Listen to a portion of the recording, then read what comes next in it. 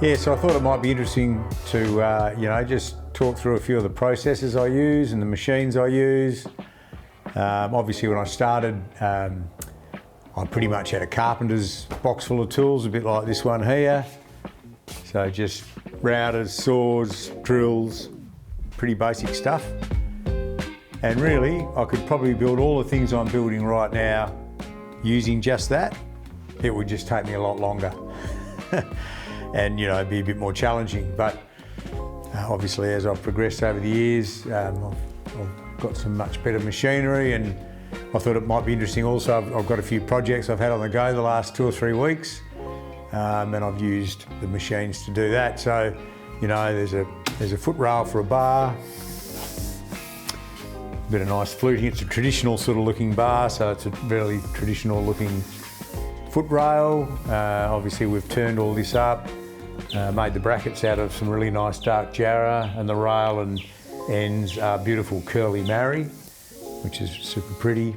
So yeah, something like that, I just start with a bit of a sketch, a bit of a drawing of the detail, and then I might make up, which I've done in this case, a little pattern for the shapes I want. I made that up just to see what it was going to look like, so that's really just a sample. Always making little jigs and holes. That was to block out so I could oil without getting oil all over the internal part of the hole. I block them out, oil, and just pull that off so I could pre-oil some of the pieces. It's a simple little project. That's off to England. Another nice customer of ours that's got a coffee table they bought, wanted something to match, so just a simple little mantelpiece to go in their place in England. And here comes the cat and the dog. What's the matter, Louie? Hey? Cut it out, you two. You be nice. You play nicely. Go on. It's not fair, is it, hey? Righto. So again, I've done a bit of a sketch there. This is a beautiful burl that I had over here. And of course, these start out really rough and raw, and they have to be machined up. And I'll show you how, shall I show you now? Yeah, well, so to get something like that, to get a finish on that, it's quite a process. You've got to do a lot of filling first, glue up any loose pieces in them, and then once I get them nice and filled and strong, then I can put them through things like this, my wide belt sander. This is a really great bit of kit. I used to use the hand belt sander, like that guy over there, and that's now been replaced with this machine. So this has a twin belt. I have a coarser belt at the front, a finer belt at the back, runs on pneumatic air, and obviously power, lots of power. It draws about 30 amps, this machine, when I crank it up. But that's a great machine because I can feed it in one side, sand it, get it nice and smooth, comes out the other side. It's got great dual dust extraction because it creates a lot of dust. So that's how I get something like the top done, and then things like the base. Back in the day, I would have just used a hand power saw.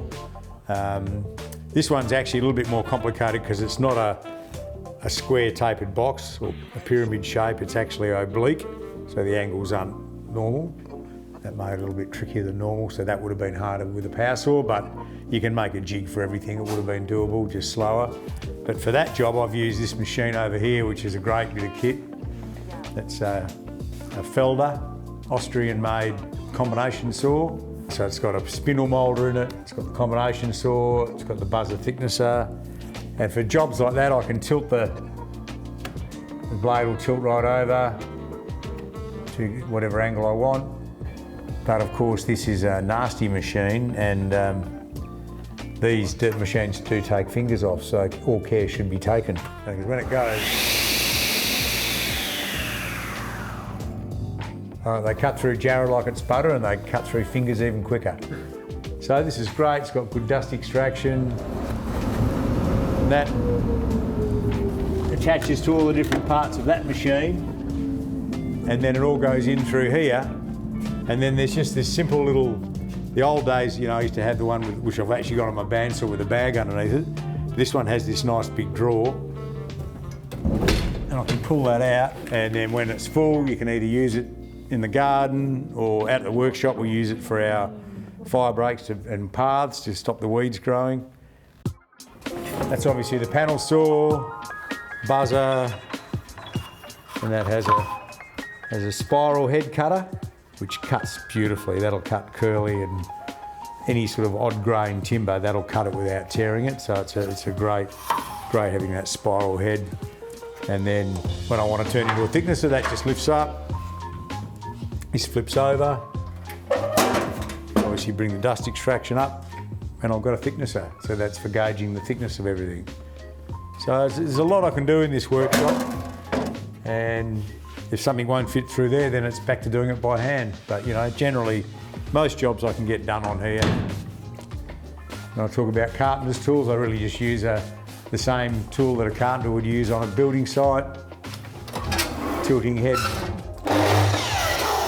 drop saw, tilts that way. Obviously I can set all the angles that way.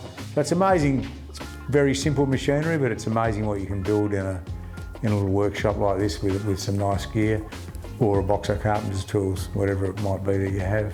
Sometimes I get really heavy things in and I have to use my block and tackle. I've done some big sculptures and that winds up and down with that, which is a handy bit of gear when I've got something that weighs, you know, I can lift a ton with that. So some of the timbers we use are really heavy. That's a good bike if I want to go down the shop for a coffee. And if the surf's good, I can put my surfboard on the back. So I've got everything I need really, including a few surfboards up here.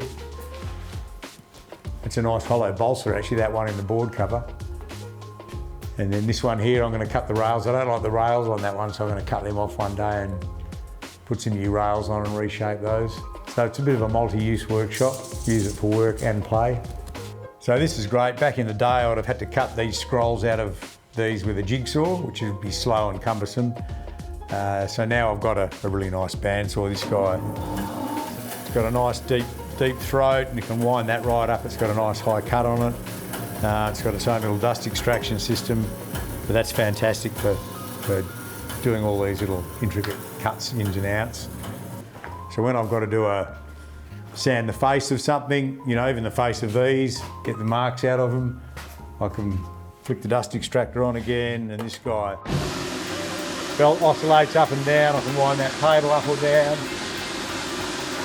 and you know, put shapes. I can tilt that table like that. You know, that again replaces, I mean, I used to bolt one of these to my bench and do it with that. Now I've got that nice big one. So all those machines definitely make life easier. And even this little guy here, this Festool sander. This is a fantastic orbital sander. Really oscillates really beautifully. Has dust extraction on it. And again, I've had some pretty crappy old orbital sanders, or there's the old elbow grease sander, but this is a great bit of kit. And I can I've adapted the switching of the Makita so I can adapt it to the Festo extractor as well. So that's the other really important thing in a workshop like this, is trying to keep it dust free. So I have that box up there, and that will clean the entire air of this workshop every 5 minutes. The air draws in through the sides and blows back out through the top, and it's filtered all the way around. So that just keeps the air in here nice and clean, so I'm not breathing too much dust. Obviously wear a dust mask when I'm doing dusty jobs, but if it's really dusty and I'm routing and you know, you just can't catch all the dust with this or my other extractor, I put that on and that just continually cleans the air. Even got some of my old grandfather's old tools. I don't think I'll be cutting any miters with that guy, but I just like having it there. It reminds me of my pop. And you know, when you think about some of the, you know, the way they used to cut timbers back in the day without machines, I mean, they drilled holes with things like that and they sawed with saws like that. So we've come a long way in the last 100 years. Generally in here I oil all my finishes, which I can do in-house here.